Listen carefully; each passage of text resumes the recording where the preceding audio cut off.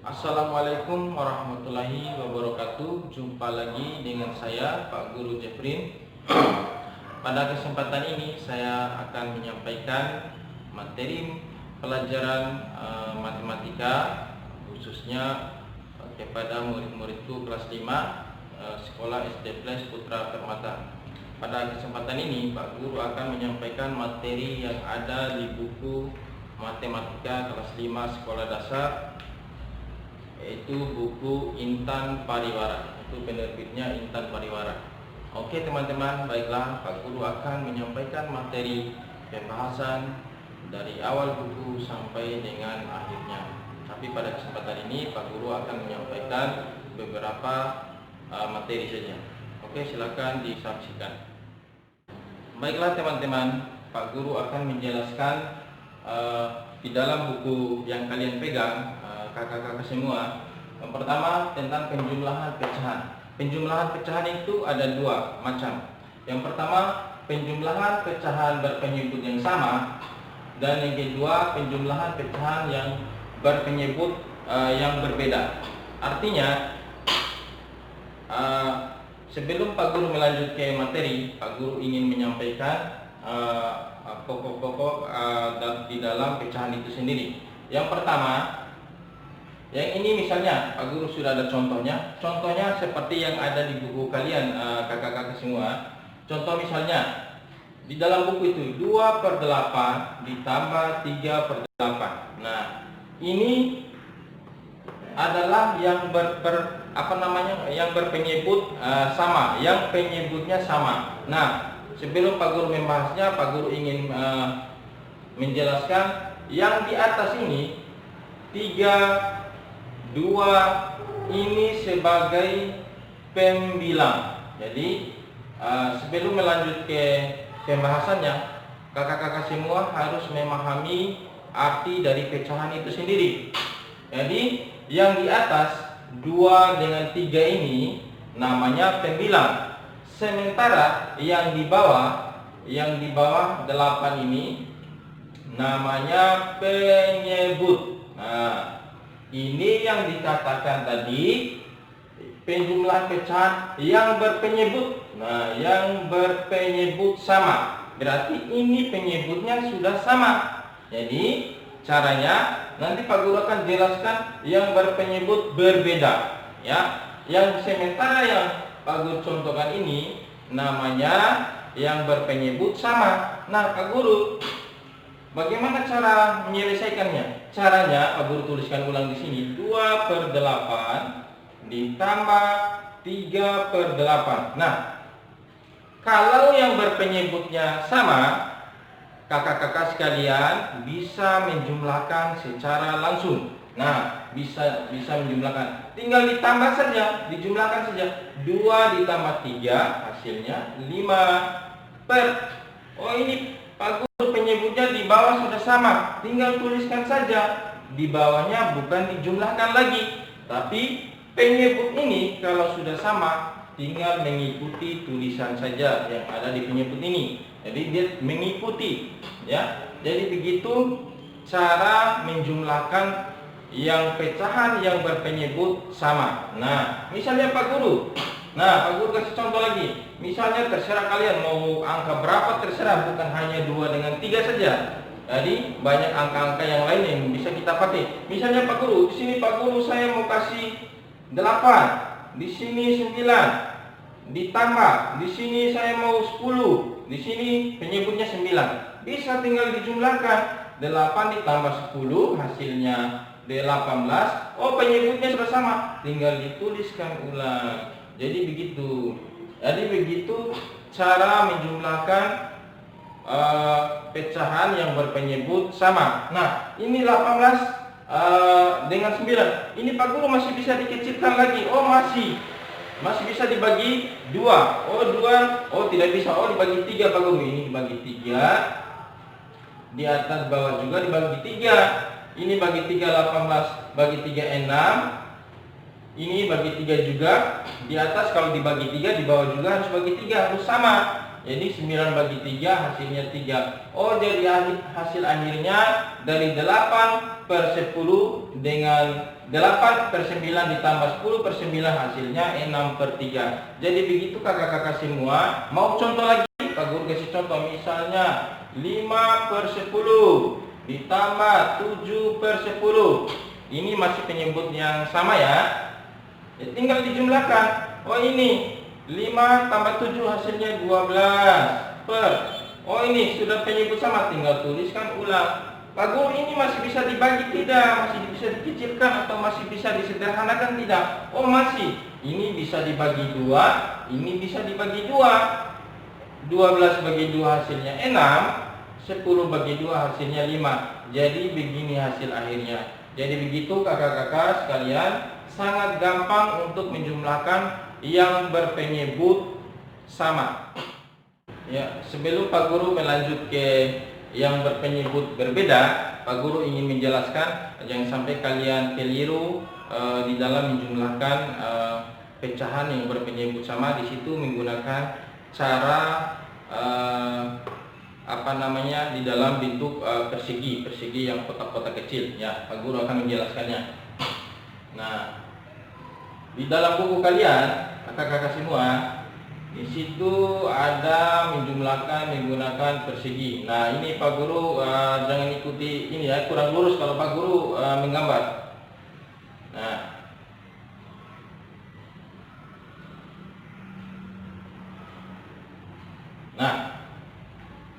di sebelahnya lagi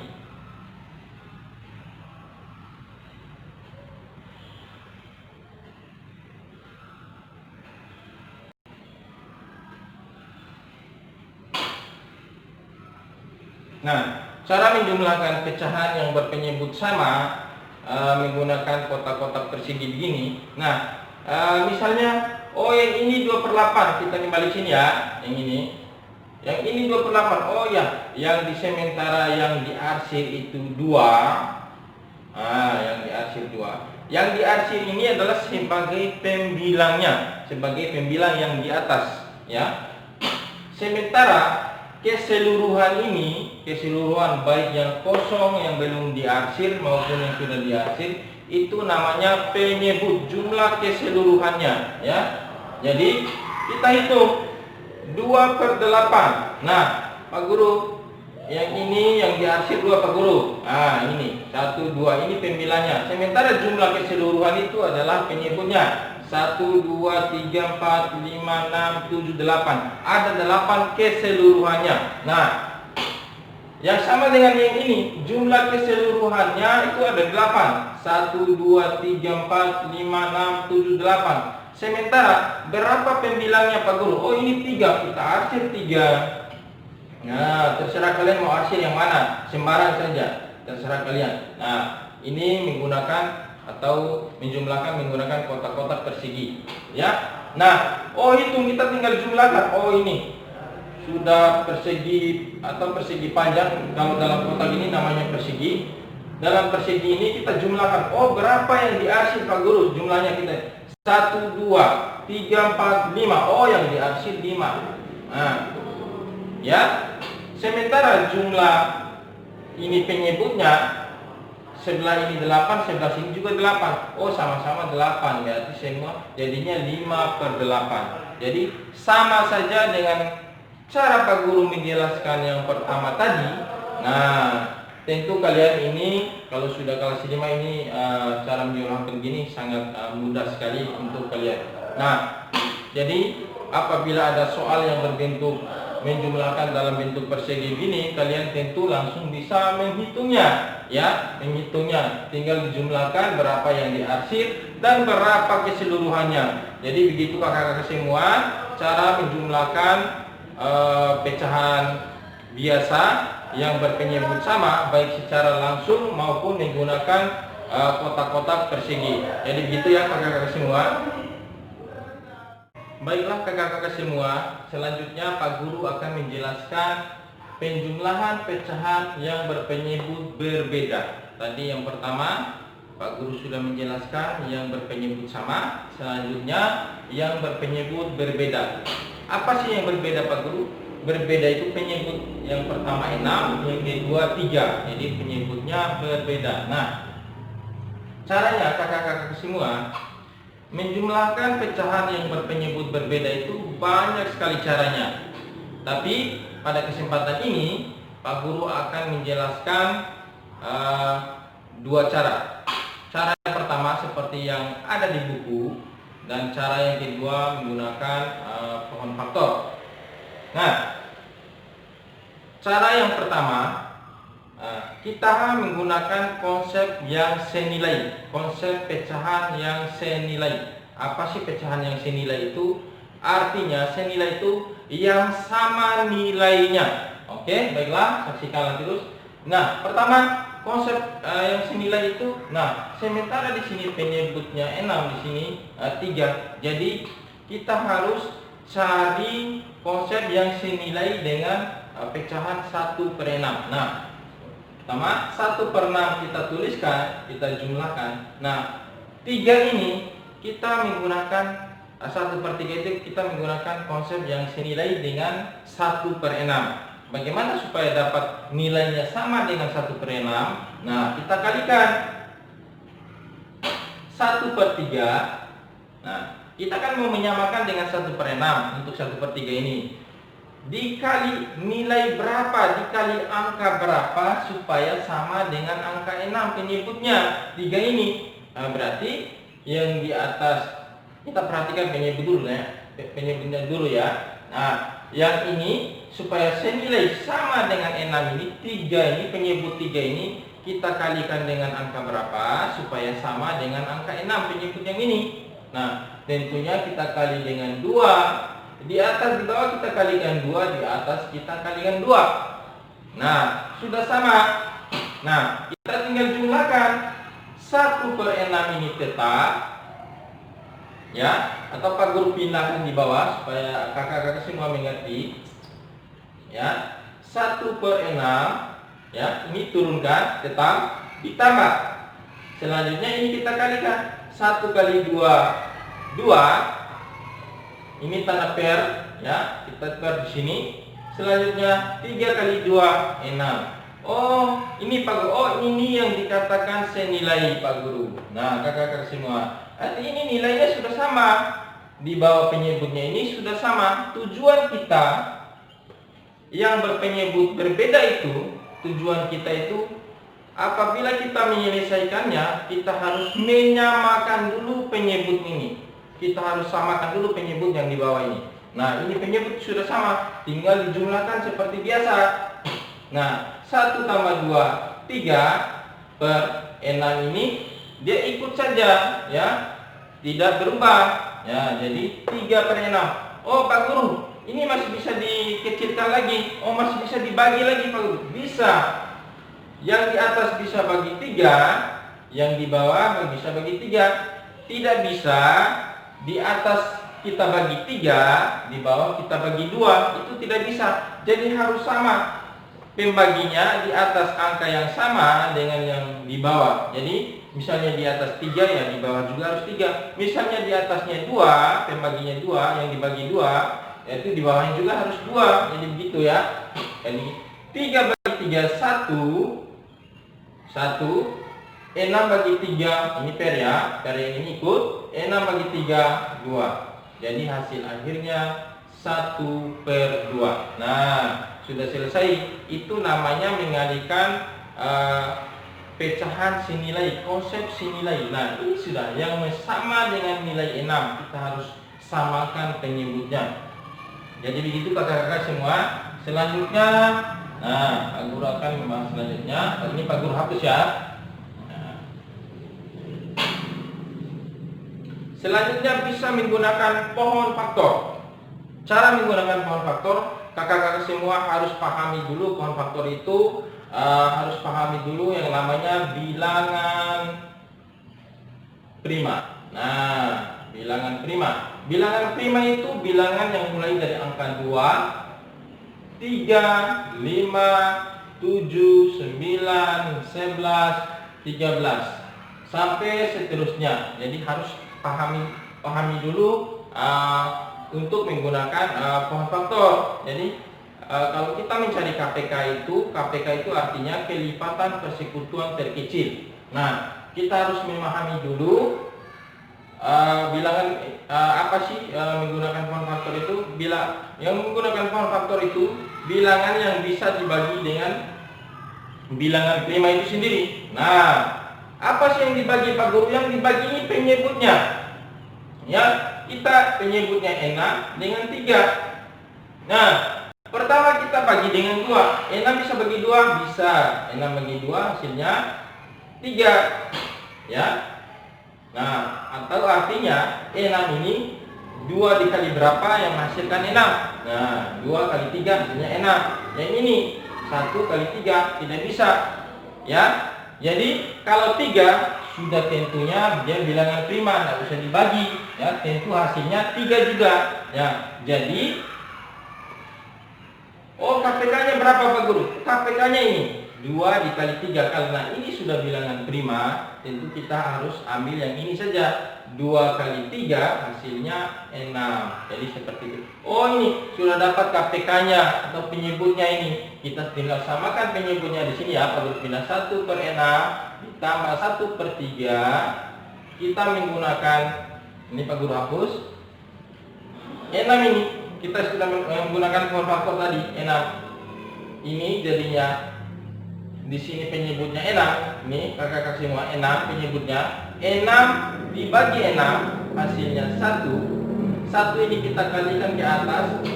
1 dikali 1 hasilnya 1. Ini tanda plus. Ini tanda plus.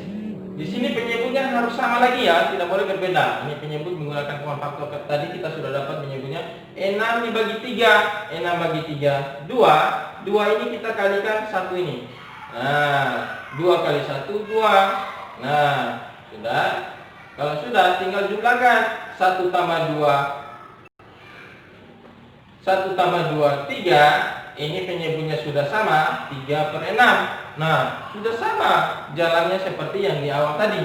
Nah, ini sudah dapat 3 per 6. Ini bisa dibagi 3, ini bisa dibagi 3. Nah, 3 bagi 3 hasilnya 1 per 6 bagi 3 hasilnya 2. Jadi sama dengan hasil yang pertama tadi. 1 per 2. Nah, Pak Guru. Ini sebagai contoh saja. Boleh nggak angka yang lain? Boleh.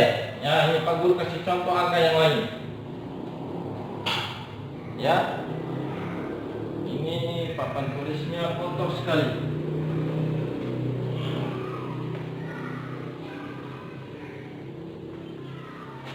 Nah, kotor sekali ya. Nah, Pak Guru lanjut saja. Misalnya Pak Guru mau 5 per 6 ditambah 7 per, ini yang berpenyebut berbeda ya, 7 per 8 misalnya, terserah kalian mau angka yang mana. Nah, kita mencari menggunakan bisa kelipatannya, bisa menggunakan pohon faktor ya, seperti yang tadi. Nah, pada kesempatan ini Pak Guru akan menjelaskan menggunakan pohon faktor. Kita cari ini penyebutnya 6 dengan 8. Nah, kita menggunakan pohon faktor 6 dengan 8. Nah, 6 dibagi 2 hasilnya 3 atau 2 kali 3 hasilnya 6 ya. Ini Pak Guru. Sudah selesai. Ini sudah dapat bilangan prima. Kalau sudah menghasilkan bilangan prima, sudah tidak bisa dilanjutkan lagi. Ini 2 dengan 3. Ini 2 dengan 3 ini sudah dapat hasil bilangan prima. Nah, sudah selesai. Ini kan nggak bisa dibagi lagi. Paling dibagi 1 tetap hasilnya itu. Nah, selanjutnya ini 8 bagi 2. Bagi 2 ini dulu. 8 bagi 2 hasilnya 4. Selanjutnya 4 masih bisa dibagi Pak Guru. Nah, 4 kan masih bisa dibagi, bukan bilangan prima. Masih lanjut. 4 itu bisa bagi 2. 4 bagi 2 hasilnya 2. Atau 2 kali 2 hasilnya 4. Jadi seperti itu ya. Kita mencari KPK-nya. KPK-nya gitu. Namanya KPK itu kelipatan KPK. Kelipatan K itu kelipatan, P itu persekutuan, K yang kedua itu terkecil. Kelipatan persekutuan terkecil ya. Nah, KPK ini semua ini. Nih KPK. KPK dari 6 dan 8. 6 itu adalah 6 itu 2 dikali 3. 8 itu 2 dikali 2 dikali 2. Nah, jadi ini semua kita kalikan supaya dapat KPK-nya. Ini yang atas Pak Guru hapus. Nah, ini 2 kali 3 6. Sementara ini ya 2 kali 2 4 kali 2 8. Nah, 8. Jadi 6 dengan 8. Jadi 6 dengan 8 kita kalikan. 6 dikali 8 sama dengan 48. Oh, jadi Pak Guru di sini KPK-nya 48 untuk penyebutnya. Jadi begitu ya. Nah, jadi penyebutnya 48. Jadi tinggal dibagi. Ini 48 dibagi 6 hasilnya 8. 8 dikalikan dengan yang di atas pembilangnya. 8 kali 5 40. Jadi begitu ya. Selanjutnya, oh ini tanda penjumlahan. Ini penjumlahan. Tinggal dijumlahkan. Nah, penyebutnya tentu sama 48 lagi. Ya. 48. 48 kita bagi dengan 8 yang ini. Ya. 48 bagi 8 hasilnya 6. 6 ini kita kali dengan pembilang yang di sini 7. 6 kali 7 hasilnya 42. Ya, itu caranya. Ini tinggal dijumlahkan 40 ditambah 42 hasilnya 82 per ini penyebutnya sudah sama, tinggal tuliskan saja 48. Oh, Pak Guru, ini masih bisa disederhanakan. Bisa. Nah, ini kita supaya kakak-kakak semua tidak terlalu sulit, atau ini Pak Guru bagaimana cara membaginya. Kalian harus membagi dengan angka yang paling kecil dulu. Angka yang paling kecil tentunya 2, ya. Nah, di atas bagi 2, di bawah bagi 2. Nah, 82 dibagi 2 hasilnya 41. Nah, 48 dibagi 2 hasilnya 24. Nah, seperti itu kakak-kakak semua. Ini masih bisa dibagi 2 tidak Pak Guru?